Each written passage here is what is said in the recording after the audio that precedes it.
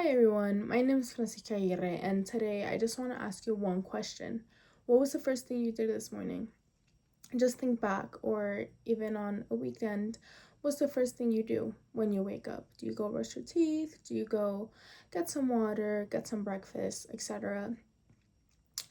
From my perspective of what I can assume is you potentially woke up, you immediately grabbed your phone, doom scrolled, fill your brain with a million different videos and random information before you even got the chance to fully get out of bed, right? Does that sound familiar? Probably, because I know it does for me. With that, I kind of want you to know that in the first 10 minutes when you wake up, that is when your brain takes the time to fully absorb any form of information, which is crucial to your the way that you start your day. I wanted to follow through that as a student or as a person who tremendously struggles with this bad habit of doom scrolling right when I wake up. I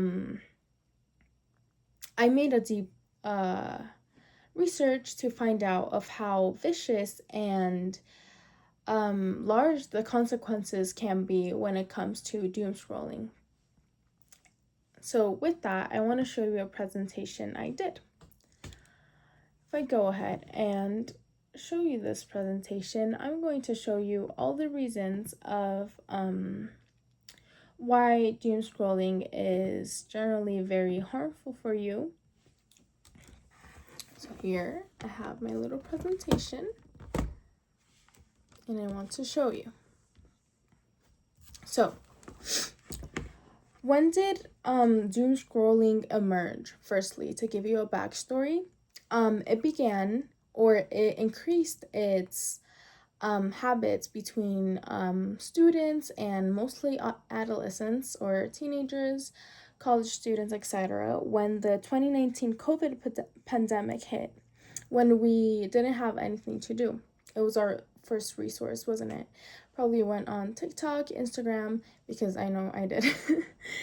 And so all of these resources are very compulsive to your brain and can often be pretty negative. And maybe it's not something that you use a lot, but social media can tend to have some negative news on there that could be affecting you mentally, performatively, and just the way that you see your everyday life.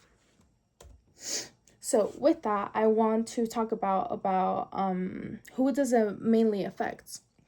From research, doom scrolling affects students who are ages 11 to 25 years old. If you think about it, it's pretty young. If you're 11 years old and you're allowed to have a cell phone. Personally, I know I got my first phone when I was 10, so that is that. So ages 11 to 25, as I reiterate, is a particular age that you can be very prone to doom scrolling due to social media engagement patterns, brain development, and emotional sensibility. So what is the conflict with doom scrolling, which I want to show you? Vulnerability constantly rises at these time periods that I previously explained and are one of the most critical times for your brain development, impulsive control, emotional regulation, and critical thinking.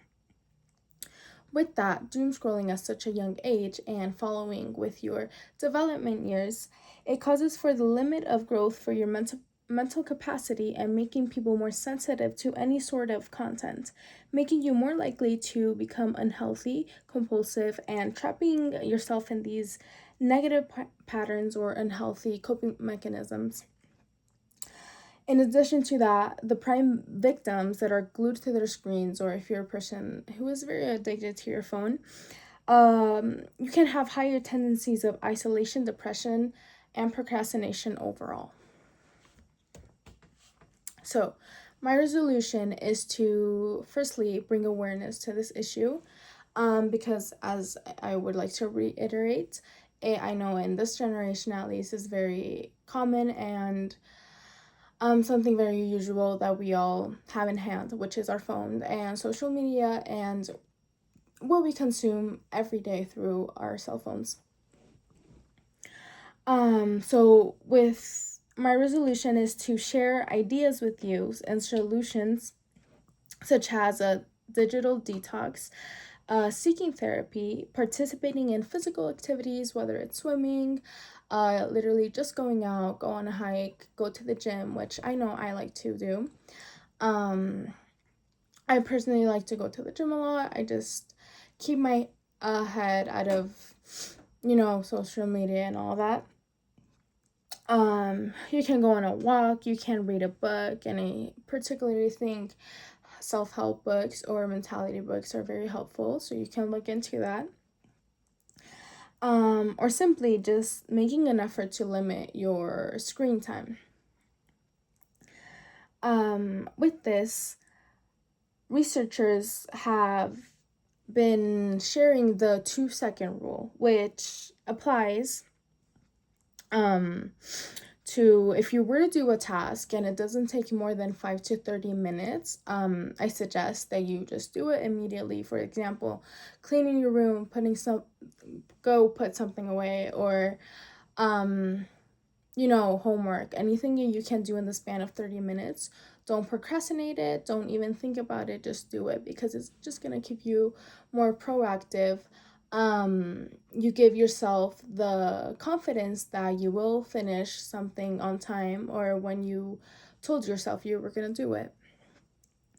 With that, even if social media isn't generally bad, the act of doom scrolling is because you are so focused on something that is not productive.